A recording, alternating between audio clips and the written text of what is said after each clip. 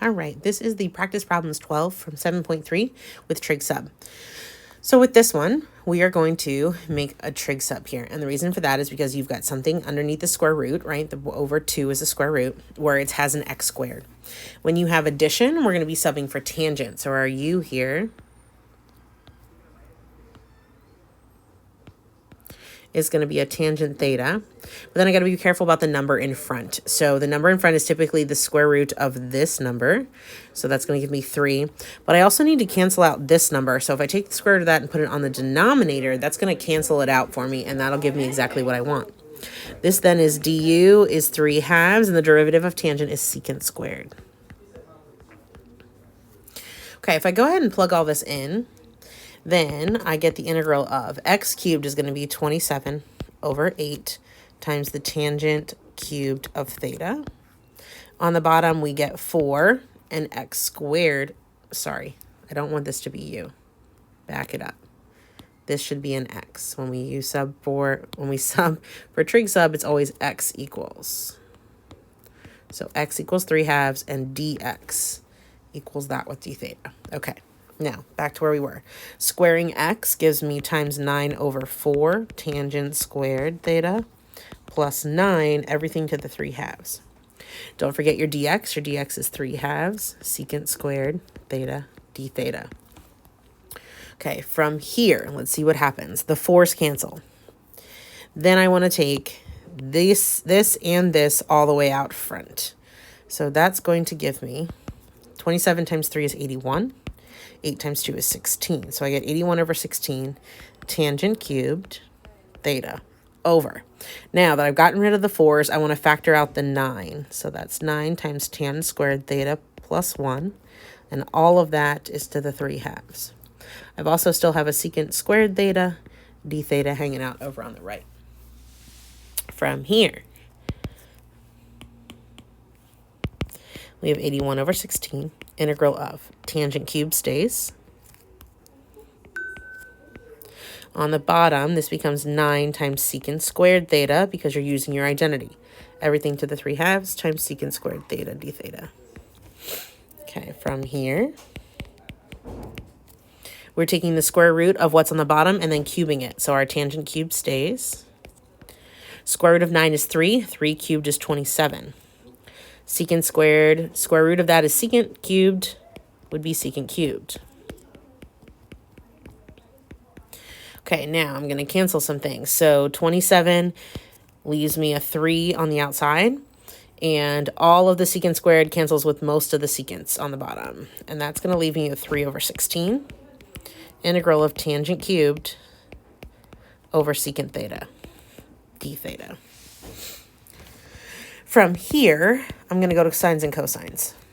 So the tangent cubed would be the sine cubed over the cosine cubed. And 1 over secant is cosine theta. One of my cosines will cancel. And we end up with 3 over 16 integral sine, cubed theta over cosine squared theta, d theta. Okay, from here, I'm going to take one of the sines on top and separate it out. So this will be 3 over 16 integral.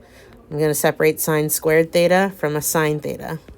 My sine theta goes with a d theta, and this is cosine squared theta over here. Okay. What that means is I want my du to involve sine theta, so I'm going to make my u the cosine of theta. And then du is negative sine theta d theta, or negative du is sine theta sine theta d theta. That way I can replace this sine theta d theta with that. Okay. All right. So in order to do that, that means I want everything else in terms of cosine. So I'm going to make my sine squared 1 minus cosine squared theta over cosine squared theta times sine theta d theta. Then I'm ready to make the u substitution. So if I make my u substitution, that's 3 over 16. Integral 1 minus u squared over u squared. And sine d theta is negative, which I'm going to put out front, d theta. Sorry, du. Whew, there we go. From here, we've got negative 3 over 16. We're going to divide this through. So that's 1 over u squared minus u squared over u squared is 1. Now I'm ready to go ahead and take my antiderivatives. So this is the, no, it's not.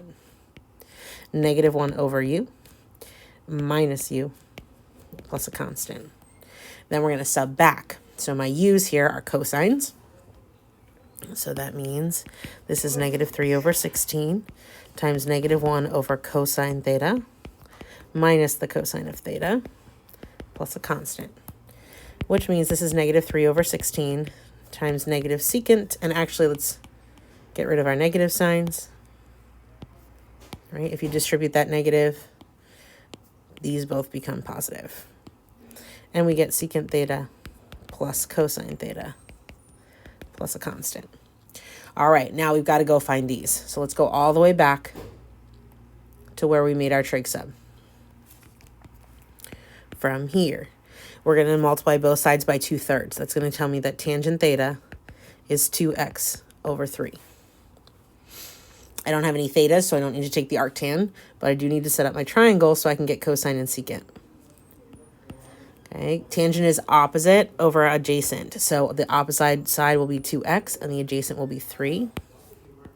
And if you use Pythagorean theorem, it's going to tell you that this is going to end up being 4x squared plus 9, right? Which is exactly the square root we had that we originally subbed for.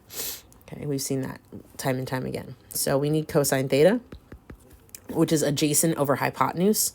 So adjacent would be 3 over the hypotenuse, which is the square root of 4x squared plus 9.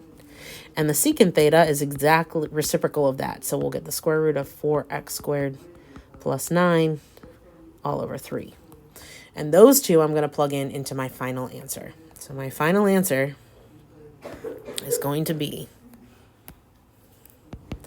3/16 times the secant theta was the one with the square root on top, right? Yeah. Oops, sorry about that. Square root of 4x squared plus 9 all over 3 plus 3 over 16 times 3 over square root of 4x squared plus 9 plus a constant. So if you want to simplify that, that's 1 over 16, or actually square root of 4x squared plus 9 all over 16 plus 9 over 16 square root of 4x squared plus 9 plus a constant. And that is my final answer. Okay, so this one's quite involved. It's got a lot of pieces, but we take our time, we work our way through, and then back sub all the way back. Okay, so there. It gets super tiny when we zoom way out, but there is everything you need to know.